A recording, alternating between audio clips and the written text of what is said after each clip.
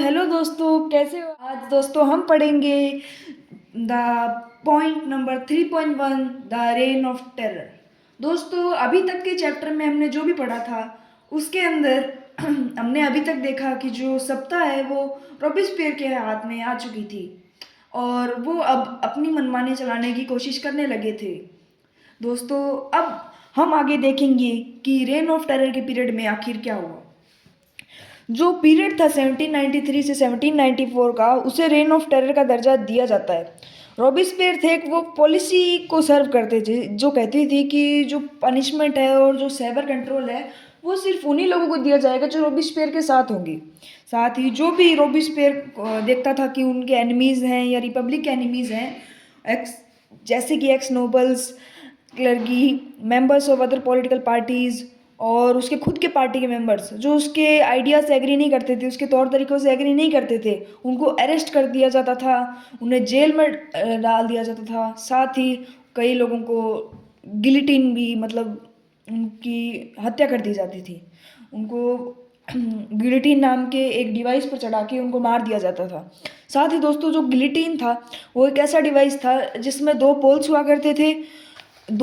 करते थे और एक ब्लेड हुआ करती थी, जिससे एक आदमी को मतलब सर कटा बना देते थे, मतलब उसका सर काट दिया जाता था, सर कलम कर दिया जाता था।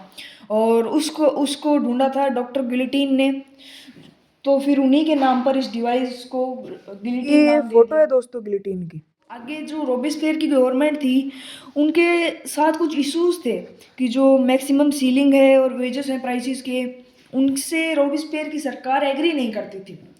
फिर बाद में जो मीट और ब्रेड के प्राइस है उन्हें रेशन कर दिया गया, मतलब बराबर बराबर करने की कोशिश करी गई। पीजेंट्स थे, उन्हें ये फोर्स किया गया कि वो अपना ग्रेन है ट्रांसपोर्ट करके सिटीज़ में जाएंगे और उन्हें बेचेंगे फिक्स्ड प्राइसेस पे, जो कि गवर्नमेंट के आधार पर होंगी। दोस्तों, अब आप खुद सोच सकते हो कि अगर लोग अपनी मेहनत से कुछ बनाकर लाए हैं या फिर कुछ उन्होंने खेती बाड़ी कर कर कुछ उगाया है, साथ ही अगर उन्हें कहा जाएगा कि वह एक फिक्स्ड गवर्नमेंट के दिए गए प्राइस, मतलब फिक्स प्राइस पर वो अगर उस सामान को बेचेंगे तो उनको कितना घाटा होगा। अगर उनको उसकी एक कीमत $5 की पड़ी होगी, तो अगर गवर्नमेंट का प्राइस $3 है तो उनका $2 का नुकसान ही होगा। इसलिए कुछ लोग इनसे एग्री नहीं करते थे। जो यूज़ था एक्सपेंसिव वाइट फ्लोर का, उसे फॉरबिडन कर दिया गया था। जो सिटीजन्स थे उन्हें इक्वालिटी ब्रेड खाने को कहा गया था, जो कि पेन डियाग्लेट भी कहा जाता था। एक लोफ मेड ब्रेड थी जो कि वोल व्हीट से बनी हुई थी। इक्वालिटी वो बेची जाती थी इन फॉर्म्स में स्पीच और एड्रेस के द्वारा। और इस ट्रेडिशनल मॉन्स्यूर सर और मैडम के अलावा जो फ्रेंच मैन और वुमेन थी, उन्हें सिटियन और सिटियोनी सिटीजन्स कहा जाता था। चर्चेस थे वो उन्हें बंद कर दिया गया, उनकी बिल्डिंग को कन्वर्ट कर दिया गया बैरक्स और ऑफिसेज में, ताकि उनका कुछ फ़ायदा उठाया जा सके। साथ ही जो रॉबिस्पियर थे उनने अपनी पॉलिसीज़ को इतना आगे बढ़ाने की कोशिश करी कि उनके सपोर्टर्स भी अब चाहते थे कि अब वो मॉडरेट करें, कुछ बदलाव लाएं। और फाइनली जब वो कोर्ट में, मतलब उसको मतलब गिल्टी माना गया और उसे कोर्ट में बुलाया गया अपने तौर को पेश करने के लिए जुलाई 1794 में, उसको उसी दिन ही अरेस्ट कर दिया गया और उसके अगले दिन उसे भी गिलिटीन कर दिया गया। दोस्तों, इसमें थोड़ा इम्पोर्टेंट टॉपिक ये भी है, तो हम इसको भी थोड़ा पढ़ने की कोशिश करेंगे। अब देखें क्या हुआ।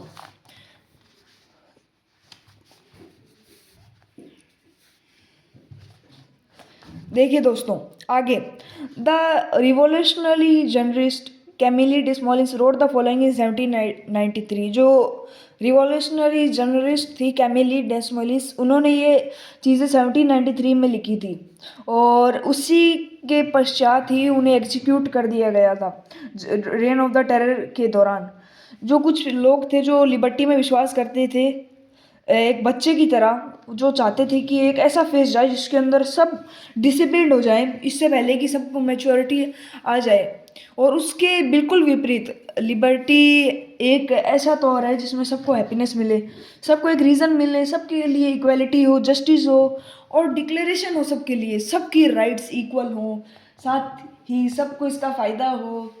और दोस्तों आप जानते हो कि इस तरीके से फिनिश करने के लिए आपको अपने सारे जो एनिमीज़ हैं उन्हें गिलिटीन करना पड़ गया।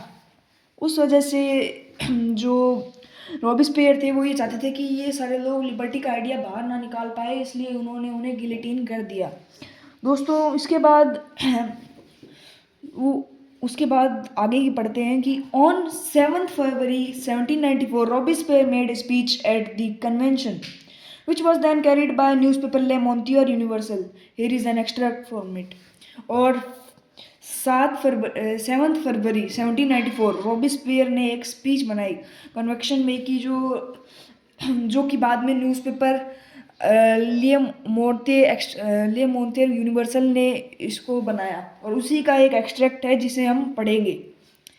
To establish and consolidate democracy, to achieve the peaceful rule of constitutional laws, we must first finish the war of liberty against tyranny. We must annihilate the enemies of republic at home and abroad, or else we shall perish.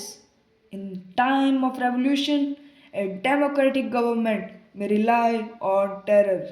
Terror is nothing but justice, swift, severe, and inflexible, and is used to meet the most urgent needs of the fatherland. To curb the enemies of liberty through terror is the right founder of republic. दोस्तों अगर हम इसका meaning समझने की कोशिश करें तो Robespierre सीधा ये कहना चाहते थे कि जो भी लोग हैं अगर उन्हें लिबर्टी चाहिए तो नहीं, मतलब जो भी लोग हैं उनको चाहिए कि वो इस दुनिया से नष्ट ना हो जाए, गायब ना हो जाए, पेरिश ना हो जाए। तो उसके लिए जिन लोगों को भी लिबर्टी चाहिए वो उनके एनिमीज़ हैं और उन्हें इनको हटा देना चाहिए। उनको मतलब जस्टिस के लिए उनको हटा देना चाहिए। और जो ये टेरर है ये कुछ नहीं है, बस एक इनफ्लेक्सिबल चीज़ है जो सबको इक्वली दिखाना चाहती है कि सबका क्या तरीका है। और जो रिपब्लिक थी उसका सिर्फ एक ही मकसद था, लिबर्टी को अर्जेंट बनाना। जो एनिमीज़ थे लिबर्टी के उनको द रेन ऑफ टेरर के द्वारा हटाने की कोशिश की गई। दोस्तों अब आप देख सकते हो कि हमने जो चैप्टर पढ़ा है उसके अंदर कितने सारे ट्विस्ट आए हैं। एक देश को अपनी मोनार्की को हटाने में, कॉन्स्टिट्यूशन बनाने में कितनी सब चीज़ें झेलनी पड़ी। साथ ही कई लोग ऐसे भी आए जो सत्ता की चाह में थे, जैसे कि आप रॉबिस्पियर को भी देख सकते हैं कि इन्होंने पहले खुद कहा कि मैं इस देश को बचाऊंगा, परंतु उसके बाद इनने एक मोनार्की इस्टेब्लिश कर दी और लिबर्टी को बढ़ावा देते देते इन्होंने जो भी सरकार के एनिमीज़ थे या फिर जो भी लोग उनसे मॉडरेशन चाहते थे उनको मारने का प्रयास किया। इस वजह से उन्हें गिलिटीन कर दिया गया। दोस्तों अभी तक हमने देखा कि ये कहानी कितनी इंटरेस्टिंग रही।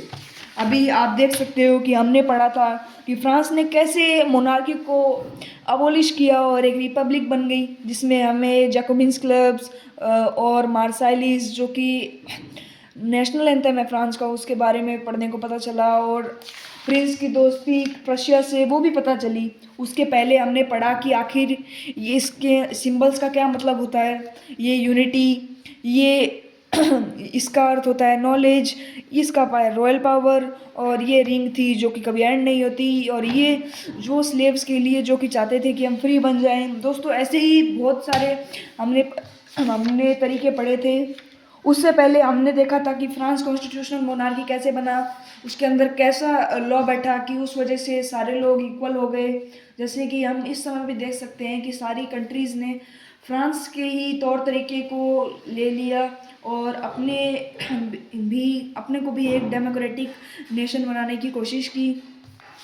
उसके पहले हमने पढ़ा कि ये रेवोल्यूशन आखिरकार हुआ कैसे था। दोस्तों सबसे ज़्यादा जो इम्पोर्टेंट पार्ट है वो इसके अंदर है। उसके बाद हमारा जो रेन ऑफ टेरर है वो आ सकता है। दोस्तों इसको आप ये याद रखना कि स्टेट जनरल की मीटिंग क्या होती थी, टेनिस कोर्ट ओथ के बारे में आप थोड़ा याद रखना। साथ ही ये इम्पोर्टेंट डेट्स को भी याद रखना।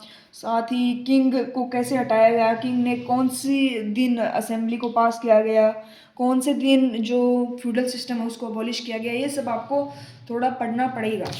और उसके पहले हमने पढ़ा कि आखिरकार जो मिडिल क्लास लोग थे इनके इन्विजेस ने है ना कैसे प्रिविलेजेस एंड किए लोगों के, और उन्होंने मांगे अपनी आगे बढ़ाई।